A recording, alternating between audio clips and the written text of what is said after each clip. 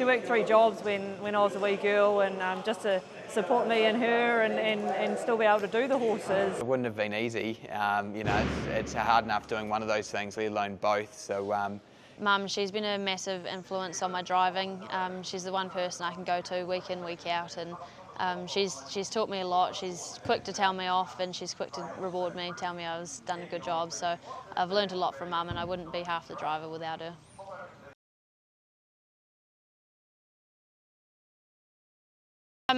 When I was younger, I used to hop in the sulky with Mum and go around, do a few jog laps and that sort of thing. So I remember back in those days when I was very little, it was a great time.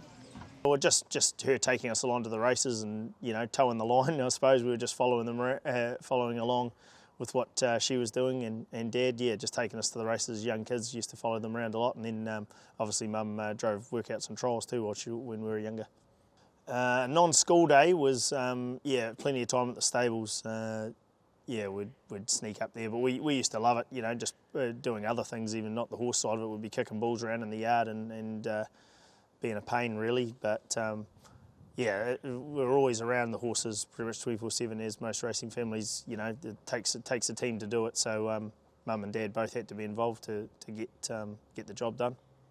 My earliest memories would be probably in the old stables at Addington. We had a couple of nice trotters going around, Aramid and Ziri, and I was just a little girl at the time with my wee pink jacket and my wee boots on and bag, walking around with her leading Ziri, and I'd always get side looks, this little girl leading this 18-hand horse around, and I always used to really spit the dummy if I couldn't go to the races. Obviously, being in those bigger trots, they were quite late at night, and I'd cry if I wasn't allowed to go to the races. So that's probably my earliest memories of racing. That's all I remember really. Stable life. Like, she used to joke that I had no other choice of doing horses. I used to get around in the backpack as a baby, and just grew up with the horses and loved them, and stable life has always been my whole life really. I'd probably have to thank her for shaping the way for females up in the North Island too, as well as myself and those among me. She was a big part in pushing for the female drivers in New Zealand and the North Island. So without her, we wouldn't have drivers' rooms up at Auckland and Cambridge. So she's definitely helped us bring lead along the way there. Yeah, she's always just trained the odd few and done a lot of breaking in and pre-training for people. And she had a driver's licence that too, and has driven a couple of winners. But she obviously leaves that to me these days. So she's done it all really. Yeah, well, definitely she's had all of us to organise, and if you've ever seen us, you'd realise it needs a fair bit of organising. So, and Dad as well. So she's the glue behind it all, that's for sure, and doing all the organisational thing. Dad's obviously very good at the training side, but there's a million pieces that go into running an operation, and Mum does pretty much everything else. She's always been a big part, to be honest. She's very good. She's very good at picking up things. She can sense how the horses are, and she can sense if a horse might need something of this or something of that. Which isn't that easy. Some people don't pick that things up, but Mum's always been good at that. Quite a lot for us kids. We were involved in the kids' carts, so she had a lot to do with that, running it, and every Wednesday night we'd head to Riccarton Raceway for club night, and she'd take a truckload of ponies and heaps of carts, which would be illegal now, on the back of the horse truck to club night from after school to about 6 o'clock. And also she trained horses with Grandad, which is what we still do now. Oh, probably with the horses is, you've probably got to really work hard for what you get in this industry, and probably patience. She's really patient with the horses, and probably take nothing for granted.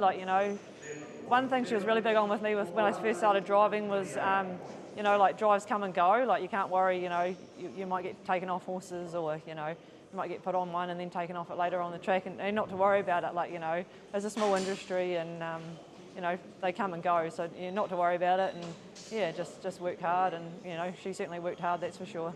The biggest thing I've learned is probably trying to pick up how the horses are. I think with the training and that, you can't just write down what you're going to work them that day and work them that. You know, sometimes you've actually got to see how the horse is. You know, look how the horse is holding up to the work. You know, whether it's skinny or fat or needs a bit more, you know, just a bit more one-on-one care. So I think just that little finer details. You have to have tough skin in this industry. She probably taught me that one, yeah. I'd probably say she'd take no credit over the driving side because she wouldn't want it. But no, as a person, I suppose, yeah, you'd have to give her a lot of the credit for, you know, the, I suppose, outgoing person that I am would be probably, you know, mum's nice nature rubbed off. I'd just like to say a big thanks to Mum, really, to be fair. Yeah, I wouldn't be in the position I am without her.